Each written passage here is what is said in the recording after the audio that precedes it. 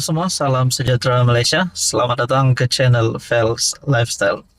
Tuan-tuan dan puan-puan yang amat dihormati. Saudara-saudara, sudah pasti berkaitan dengan pilihan raya kecil Dun Sungai Bakap yang menjadi perhatian dan tumpuan seluruh rakyat Malaysia, terutamanya penduduk ataupun pengundi di Dun Sungai Bakap. Saudara-saudara, jentera parti yang sudah bersedia untuk bertempur pada PRK Dun Sungai Bakap daripada calon kerajaan perpaduan daripada pembangkang.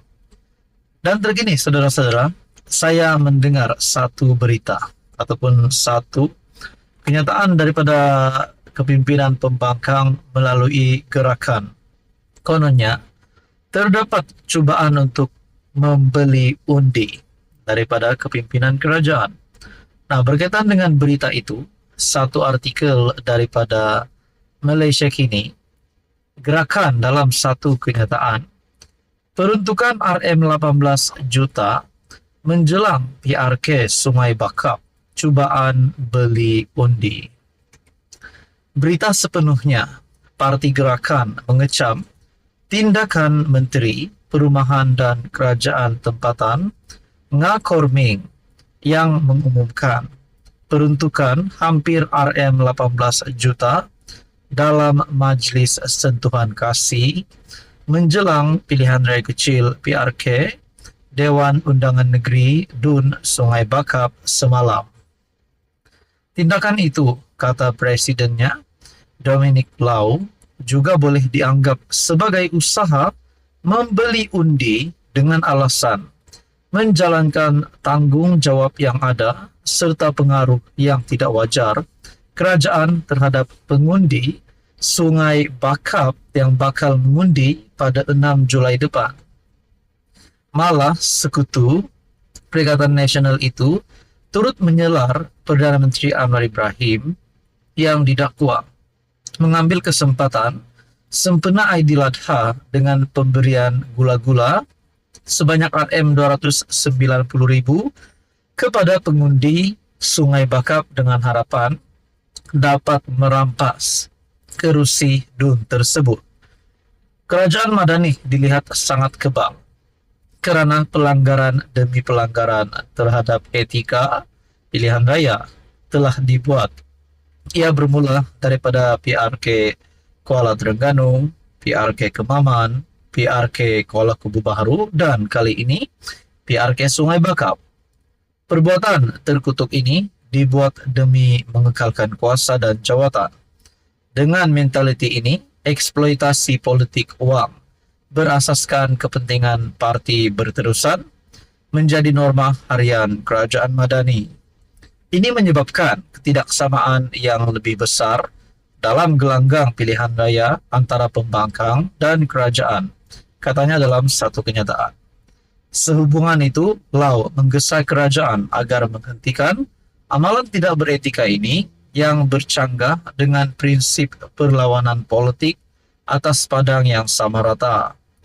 Media sebelum ini melaporkan Kementerian Perumahan dan Kerajaan Tempatan memperuntukkan hampir RM18 juta bagi kerja-kerja menaik taraf infrastruktur awam di seberang perai demi kesejahteraan penduduk setempat. Saudara-saudara, berkaitan dengan isu ini, adakah apa yang dilakukan oleh kepimpinan kerajaan ini melanggar etika pilihan raya? Ataupun memang apa yang dilakukan oleh kerajaan ini sepatutnya wajar dilakukan? Dan saudara-saudara, berkaitan dengan isu ini, adakah kerajaan kini saja yang pernah membuat perkara yang sama? Adakah kerajaan yang dulu ataupun kepimpinan daripada pembangkang tidak pernah melakukan benda yang sama? Jadi saudara-saudara, apa komen anda berkaitan dengan isu ini? Teruskan bersama di dalam channel ini. Kita nantikan siapa yang akan menang di Dun Sungai Bakap.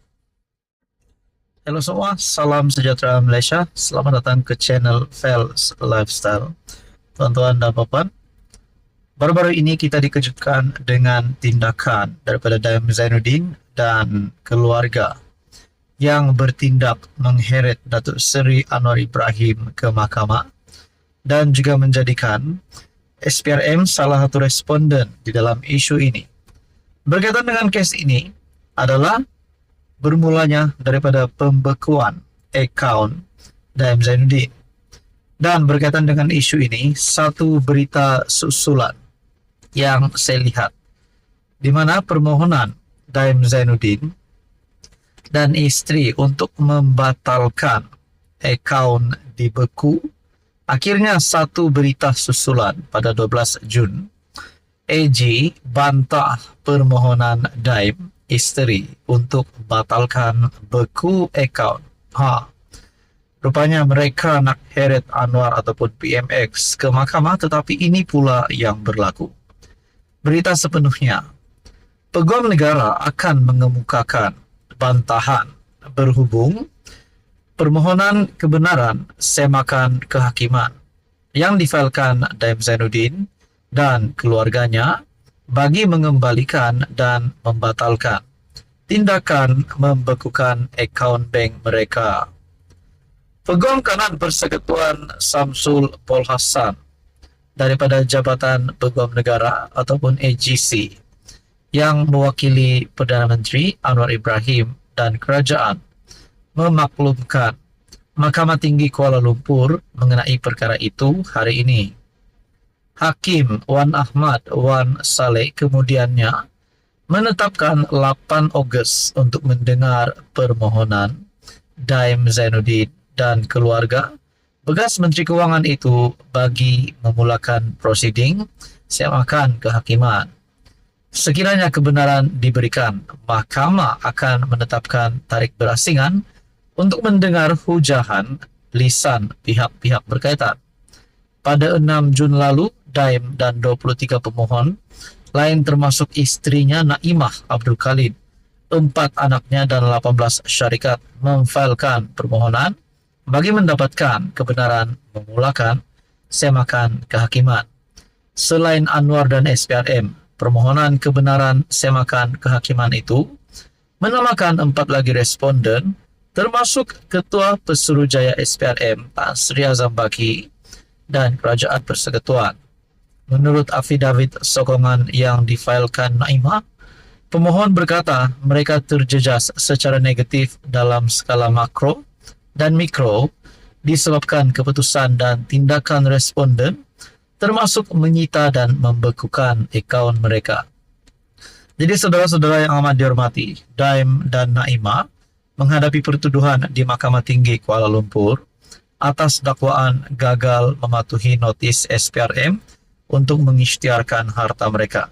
Berkaitan dengan isu ini, akhirnya kita boleh kata setakat ini Daim Zainuddin dan istrinya kalah kerana Peguam Negara ataupun AG membantah permohonan bekas Menteri Kewangan Daim Zainuddin dan isteri untuk membatalkan pembekuan akaun mereka. Peguam Negara akan mengemukakan bantahan berhubung permohonan kebenaran semakan kehakiman yang difailkan Daim Zainuddin dan keluarganya bagi mengembalikan dan membatalkan tindakan membekukan akaun bank mereka. Setakat ini kita boleh katakan Daim Zainuddin dan istrinya ditolak. Jadi saudara-saudara, kita teruskan bersama di dalam channel ini untuk perkembangan terkini berkaitan dengan isu ini. Sekian saja, teruskan bersama di dalam channel ini untuk info yang seterusnya.